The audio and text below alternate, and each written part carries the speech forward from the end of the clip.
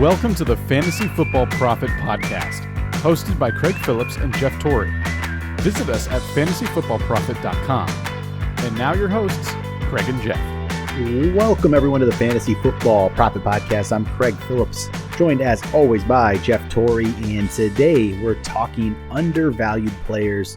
Jeff and I have each picked three players that we think are going a little too low right now in drafts and in rankings for what we think they'll do in the season. So these are guys probably we're going to be targeting all the time and get them in a lot of teams. So we're going to go over our top three in just a second. Before we do that, make sure you guys go check us out on Twitter at the FF Prophet, YouTube at youtube.com/fantasyfootballprophet. Subscribe there. Go to our Instagram as well, instagram.com/fantasyfootballprophet. If you go there, you can find a bunch of people angry at me currently because I posted a list of people that could possibly be bust in 2021, and I had some angry Bears fans, so that was fun. But hey, go check it out, and you can be one of them if you want. Yell at me. I feel good. It's all good with me.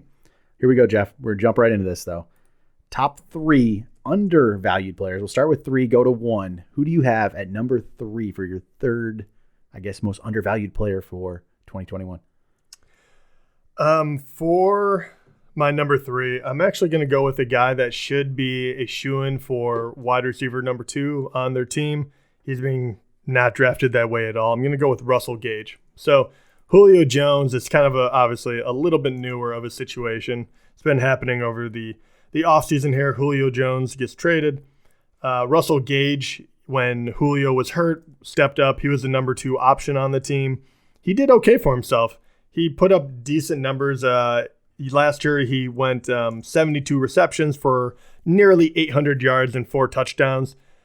Very respectable when you're only starting half the season. So I think those numbers can improve a bit. I'm not even going to go that crazy on him, but the real reason, and I know that, obviously they still have Calvin Ridley and they just got Pitts, who should take kind of like that number 2 catcher possibly. But at the same time, he's being drafted, or at least he was ranked as wide receiver 63. It's just way too low. You can wait until the very end. You can grab this guy. And if he has a breakout year, which I don't think is that crazy to think. I mean, you look at the numbers he did, obviously, last year. Calvin Ridley is going to take all the pressure off him. Even Pitts is going to be the guy you're going to have to figure out in the middle of the field. I think it leaves a lot of room for him to, even if he has just a good year, that will return on your investment, 10 times over. So I had to put him at number 3 right now because I feel like he's still kind of getting looked over. No one's really talking about him. So I expect him to just have a solid year, and I can get him at the end of the draft. So I just think he's being overlooked. I had him put him at number 3. No, that's a good one. They had the 72 catches, 100 targets last year, which is kind of quietly did that. Yeah, without Julio. I mean, Pitts, it's going to take targets. Pitts isn't taking all those targets. He's a rookie tight end. Yeah, and their defense is still going to be bad. They don't really. I don't believe in their running game whatsoever. So they're going to throw the ball around, and that's a good one. I like Russell Gage there, especially because you're going to get him as what you get him as your 5th wide receiver. Oh yeah, easily. It's super super low, and right now in ADP he might even be lower than 63. Honestly, yeah. So you're getting him maybe as your 5th, 6th receiver. So I like that one a lot.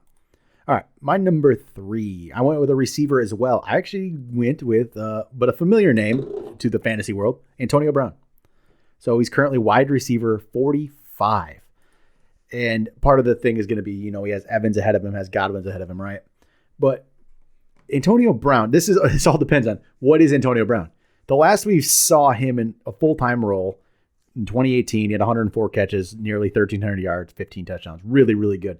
Then obviously all his stuff that went on with Antonio Brown. But all that's off the field stuff. Is he still that same Antonio Brown in ability?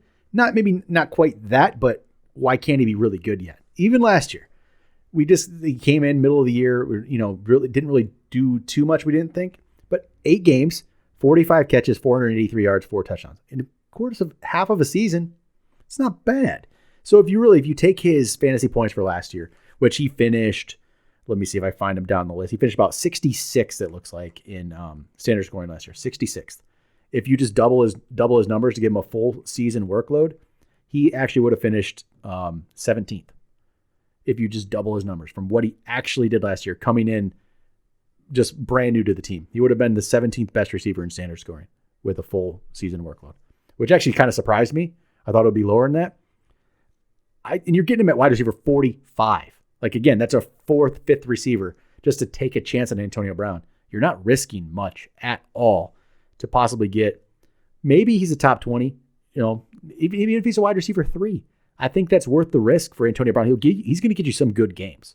It's not going to be every week probably with the amount of weapons they have, but I'd take a chance on Antonio Brown. Wide receiver 45, that's just way too low for me. Yeah, Antonio Brown originally was going to be my number 2 as well. Yeah. And just to add on to that one, I can mention someone else just to round out the list. But and to your point, if you just take weeks 9 through 17, the games that he actually played, if you doubled it, he would end up being about 17th. He finished 21st from starting cold turkey, and that is when awesome. Godwin was hurt a few of those games. True. Mike Evans played all of them. You still had Scotty Miller, you still had Gronk, you had all that. When they started kind of hitting on all cylinders, if I really wanted to kind of like dial it up, if you just look at like the last 3 weeks, I think he ended in the top 5. but that is, he scored like 4 touchdowns in the last 3 games. Okay, yeah. So but yeah, and that I believe that he can be usable even if everyone stays healthy, because last year Tom Brady had, I believe, 40 touchdowns thrown. I think he could honestly do that again with everyone. It's not really. I know that people will kind of say what you alluded to is, okay, well, there's too many mouths to feed. Who's not going to eat? I don't necessarily think that it's going to be any one of them will fall off. I just think that you won't have a top end guy. Like, I don't think any of them are going to probably make the top 10. Yeah. So I think if you're looking for, and that's why I love Antonio Brown, because even if he's a little worse than Mike Evans and Godwin, he's the one that you can get the most return on ROI again, right? That's where the difference is. So let's see here. Evans is going at 14 right now in ADP. Godwin's actually 18. They're ranked a little higher than that. We'll see where they go in drafts. But 14 and 18, and then you got Antonio Brown at 45. They don't have that much of a gap between them in reality. They're not going to be that much different. And Antonio Brown, again, he's free. He's not free, but he's basically free. Yeah. He's right now 1 spot behind Devontae Parker. He's 3 spots behind Curtis Samuel. He's behind those guys, which, those I'm not saying they're bad players. They're not. They're fine. But they don't have the potential that Brown has. And we've seen it before. And he's only 1 spot ahead of like Michael Pittman. You're getting Brown at the Michael Pittman, Laviska Shenault, T.Y. Hilton level, Marvin Jones level. Those are the next guys right after him. There's so little risk with this. Oh, yeah. It's playable even with everyone healthy. Heaven forbid someone get hurt, and all of a sudden he's the steal of the draft. 100%. He looked like himself last year. It was never a talent thing. No, he had 1 bad year where he made a lot of bad decisions. Yes, it was always an off the field thing. The guy never stopped being a great receiver when he left. He's still unbelievable. I mean, his 1 game with the Patriots that year, 1 game, and he got a touchdown. He was already looking like, okay, this guy's going to play. And Tom Brady likes this guy. Obviously. He went out of his way to get him. And you know what? I don't think we've seen the last of Antonio Brown as being fantasy relevant. So no, I agree with you. All right, so that was my number 3. Then what was your number 2 then? Antonio Brown? Yeah, Antonio Brown is technically number 2. Your number 2. So I'll go with my number 2. My number 2 is going to be Travis Etienne. Currently, if I pull this up, ADP wise, running back 27 going in standard right now. Running back 27. And the reason why he goes down there is going to be obviously because James Robinson's around, who's actually ahead of him in ADP, which is just stupid. I don't even want to talk about that too much. Some of the talk about ETN is, they're just going to use him as a pass catcher in this 3rd down. God, just stop, please. Okay. Well, first of all, good. I mean, it's good he's going to catch the ball too, but he's a better running back than James Robinson. But clearly, I think it's hilarious that people will just completely give that to you and say, he's going to be the primary passing catch in the 3rd down back, and you're kind of like, okay, then great. So he's automatically got that, and then so he can actually approach do more than that. So automatically giving him at least half the workload. The James Robinson people, man, they're out of control. Some of the comments I saw about James Robinson where he's just going to work harder than everybody else. And so because of that, he's going to get, working hard is one thing. When you get to this level, talent is what is key. I mean, work hard you want. If you don't have the same talent, you don't have the same talent. James Robinson is an undrafted free agent who played very well last year for his ability. He had all the opportunity in the world. He had all the volume in the world, and he was able to have a good season. He's not going to have that. Travis Etienne's going to have that.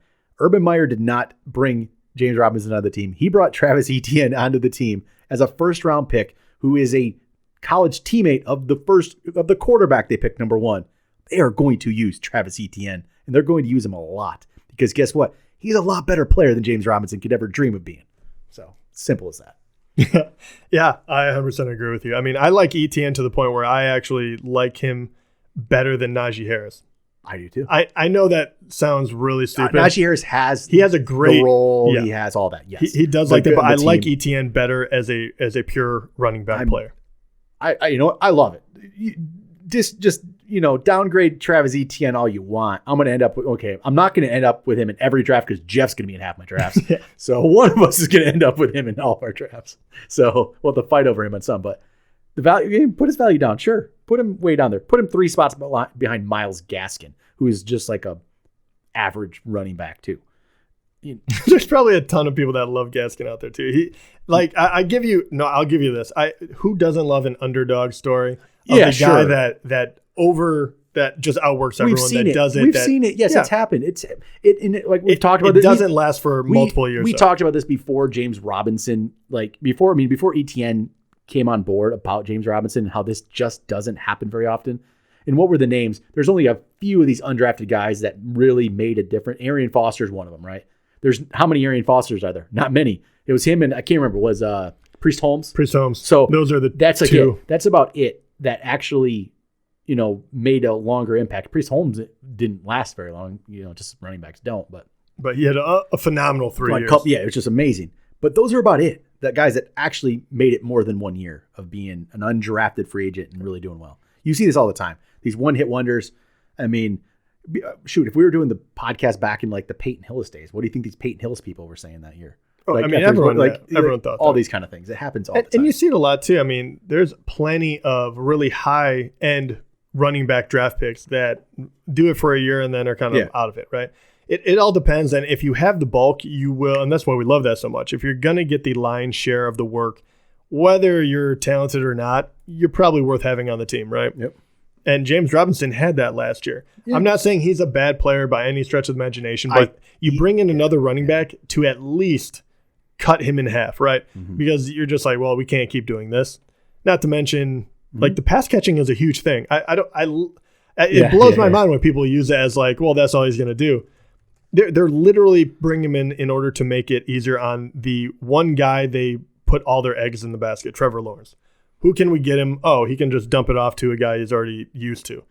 He's going to be in the backfield. He's going to take over the majority. He's going to be the better running back to have on that team. Doesn't mean James Robinson's not going to be used. If that's what you're thinking, that's not what we're saying. I truly just don't. It might. Okay, you know what? It might even start the year where Robinson and Carlos Hyde are getting the carries on early downs. I think Etienne is going to. I mean, Carlos Hyde. It's going to be. I was going to say Hyde. Come on. They're done. Carlos Hyde's done. He's not. Yeah. He's done. And James Robinson's okay. You're going to get to the point where Urban Meyer is going to be like, okay, this guy has to play over these guys. What am I? You know what? I don't feel like Urban Meyer doesn't feel like that guy to me. That feels like an old school, football coach mentality. You got to have your early down guy, and we're just going to, run these guys on the. No. Etienne's better. He's going to play. Yeah, he's better. So no, simple as that. He's good. But hey, keep thinking he's not. I'm fine with all these people not. We'll get him. He'll be good. So all right, there's my number 2. All right, your number 2 is Brown. Who do we got number 1? Number 1, I'm going with DeAndre Swift. Nice. Talked about him before, but I absolutely love this pick right now. I believe he's being drafted as the 17th running back, if I'm correct. The guy was supremely talented, and it would be funny to actually talk about this versus Etienne because last year, this is how you get fired as a head coach, though. There's the difference, though. Yeah, exactly. That's that old school football mentality, that coach, and that's what Matt Patricia was, an idiot. And he had that mindset. I do not think that's Urban Meyer. Yeah, no, I don't either. I don't think Urban Meyer will get fired. That's the mindset is Matt Patricia. Yeah, and that's what would happen. And that was the thing. I mean, and to be fair, also you're also going. It was an older version of Adrian Peterson, but it's still Adrian Peterson. He's a Hall of Famer. Yep. Everyone wanted to see kind of the last hurrah. Maybe you're trying to save Swift a little bit, whatever you want to say. But he only had what was it, 115 carries, something of that nature. In the first 4 games, they hardly used him at all. Every time you gave him double-digit carries, he would do something with it. Not to mention, he was actually a pretty good pass catcher on top of that. He was the number 2 back the entire season. Mm-hmm. I mean, it kind of ridiculous to think of that, but I mean, it's very, very true. Well, he started to get the chance, and then he got the concussion. Like you could see, like it was just about to start, I felt like. And then that concussion happened. And you could tell every time he got the ball, he was the playmaker they didn't really have. They desperately need it because their offense is going to be filtered through there. Their line is pretty good. That's what the new identity of the team is. You want to be that rugged, gritty type of football team that can run it. You don't really have like Goff has to prove himself. You don't have a wide receiver lineup that strikes fear in anyone. So you have to establish the run. He's clearly the number 1 option now. Jamal Williams, I think it's great. You bring him in. You can kind of do a tandem thing. I don't think it'll be a clear cut down the middle. Even last year, only 114 rushes, 521 yards, 8 touchdowns. That's a little over 4.5 yards per clip. I think the biggest difference, though, the biggest thing is that receiving. Yeah, 46 receptions, 357 yards, and 2 touchdowns. So all around, it's pretty unbelievable that you can only touch the ball 160 times, and you have 10 touchdowns and 850 yards. Are you give me a break? Yeah, 100%. That right there is amazing. 160 touches, and he has 878 yards and 10 touchdowns. I mean, honestly, add another 20 receptions and 80 carries, and that's not even stretching what is, his ceiling on what the possibilities could be. And this guy is easily in the top 10, if not possibly a top 5 back. So he said 160 touches, 870 yards, 10 touchdowns. Tell me what do you think about this other running back who has 156 touches, only 4 less touches. He had 750 yards. Okay, 120 less, right? And he had 3 touchdowns. Which you want that first guy, right? Yeah. Yeah, the second guy's Cam Akers. Yeah. I honestly thought you were going to go with a Zeke from last year or something. The second guy's Cam Akers. Yeah, well, that's who's going 7 spots ahead of Swift right now. Yeah. And I mean, okay, I guess, I guess one argument can be, well, Akers has Swift's quarterback now, right? Like, if you want to go with that, yeah, you can, sure. I guess so. You can go that way, but it's not even, again, I don't hate Cam Akers. People are going to start to think I hate Cam Akers once this preseason goes on. I don't. I hate the difference that people think there are between like Cam Akers and like Swift. I hate that. It's just not there. Well, actually, no, I don't hate it. It gives me Swift. It gives us Swift at a value, right? Yeah. So there's not much of a difference there. So Swift, that receiving ability is huge. It is. It's going to be really, really big. And right now, because of everything that went down last year, you have the opportunity to get a guy that should be in the top 10, barring injury. Yep. And people just aren't taking it right now. And he's shown you what he was able to do. Yep. So I don't really understand the kind of the holding up attitude. Like I really need to see more from this guy. I don't really get it. And it probably has more to do with the fact that Detroit in general is a little bit of a shaky offense. Mm-hmm. I totally get that. But if you look how they invested in their line, and they could already run a little bit last year, he should be fine. I think so. The wide receiver, the throwing the ball, it can affect it a little bit, but I think that is blinding people to the kind of the golden nugget that's here, and that's Swift. Yep. All right. I like that one. My number 1, J.K. Dobbins, running back 16, 1 spot ahead of Swift right now. Still 6 spots behind Cam Akers. Just give me a break, people. 6 spots. So Dobbins, he had 152 touches. He actually had less touches than Swift and less touches than Akers by a little bit. He turned those, slightly less touches into 925 yards. So more yards than either of them and 9 touchdowns. So 1 less touchdown than Swift. But again, a lot more touchdowns than Cam Akers. A lot more than Cam Akers. And also, what's the funny part about this too is, yes, all 3 of them had to kind of battle it out. Yep. J.K. Dobbins was playing second fiddle to Mark Ingram, who was a very, very good running back, right? Yep. Swift was playing second fiddle to Adrian Peterson, who's going to be a Hall of Famer. And I realize both of those guys have kind of lost a step. No doubt about it. Who was Cam Akers playing second fiddle, third fiddle to? Henderson and Malcolm Brown. Yeah. So, and once again, this is to drive the point home that people are overestimating a few running backs.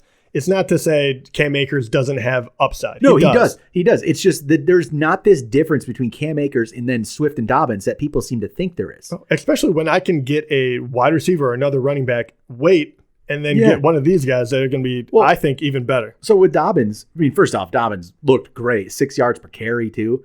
People are always, Lamar Jackson's going to take away carries from him. Here's the thing. I don't think Lamar Jackson doesn't take away carries from these running backs. Lamar Jackson takes away passes from receptions from receivers. Right. The Ravens ran the ball more than anybody like the last 2 years. And it's because Lamar Jackson scrambles. Yes, there's some design runs, sure, but they're going to run the ball. Yes, and the other argument, Gus Edwards, right? Gus Edwards is going to cut into the role. Gus Edwards is going to be Gus Edwards. He's going to get 130 carries, and that is what he's going to do, and that's what he's done, and he's going to get another 130 carries. Guarantee you. Dobbins is going to get the vacated Mark Ingram carries. He's going to be worst case for me. Worst case is 2019 Mark Ingram is worst case to me for J.K. Dobbins. And that becomes a top 10 running back. He's going to get 200 carries. Well, it's 17 games, so he might have a few more. He's going to get at least 200 carries. I don't know what his receptions are going to be. They're not going to be like Swifted, but he's going to get those carries. And people are going to say, Lamar Jackson takes away goal line too. Dobbins, in only his limited role, had 9 touchdowns running the ball last year. Why is that not going to continue? Dobbins, and here's another one final stat for you for Dobbins. Last year, weeks 9 through 17, go second half of the season, J.K. Dobbins, half-point PPR, number 10 running back in the league. Right there. Yep.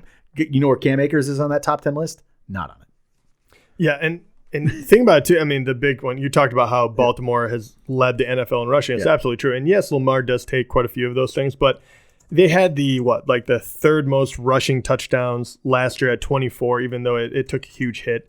They had the most attempts. They had the most yardage. They had the best average at 5.5 yards per carry, because when they're in that type of offense, you need less carries because it's confusing. It's very difficult for linebackers to line up and hit the correct guy, right? They're pretending to hand it off. They're worried about Lamar. So it does give you a leg up, and you don't need to have like the next two teams that rush the most, right? Tennessee Titans and the Cleveland Browns. But they have like a grinded out approach, right? You have Henry and Chubb and Hunt for that matter as well. You're lining up and batter through, go through everyone. Yep. That's great. And Baltimore, you have a couple of people that are going to run the ball, but maybe one more than, say, Cleveland does. Yep. And you're probably going to be more prolific at it because, who do you guard right away? So, yep, there we go. All right. We really don't hate Cam Akers. Like, I don't hate him. I don't hate him. I'm just not going to draft him because he's going so high right now. He's going against the 10th running back off the board. I mean, just let's stop. Let's stop. Yeah. Let's just stop with the Rams. I hate the Rams too. I'm just not a fan. It's Matt Stafford. Just get out of my life. Before we end this, I just saw, I think Fox Sports 1 put this ranking out of top quarterbacks in the league. Matthew Stafford is all of a sudden the 6th best quarterback in the league in just regular, just not fit. 6th best quarterback in the league. What was he last year? Who knows? 14th. There's the anti-Detroit bias right there. No, all of a sudden, Matt Stafford is the 6th best quarterback. Yeah, it's ridiculous. I mean, come on. If Stafford is a good maybe quarterback, maybe he is. But let's say when he's on the lines, let's say he is that too. When you're on everyone's front of everyone's mind. Let's see, Stafford. Let's prove yourself now, buddy. First of all, I still have love. I don't think he has to prove anything. No, everyone's he's been very good. People are making me have this Matt Stafford hate. I do hate that. Like, he goes to a big market team and all of a sudden he's number 6, but he was in Detroit and no one gave a crap. Yeah. Give me a break. Just stop. Give me a break. Let's see. Beat out Jared Goff's numbers this year. Come on, let's do it. God, I hope Jared Goff is really good for his redemption song. I mean, Jared Goff has the guys to throw the ball to. Yeah. He didn't go to the better situation, that's for sure. All right, that'll do it today for undervalued players. We'll be back next time with overvalued players. I don't know. Maybe we've talked about one that show up. Find out. Talk to you guys next time.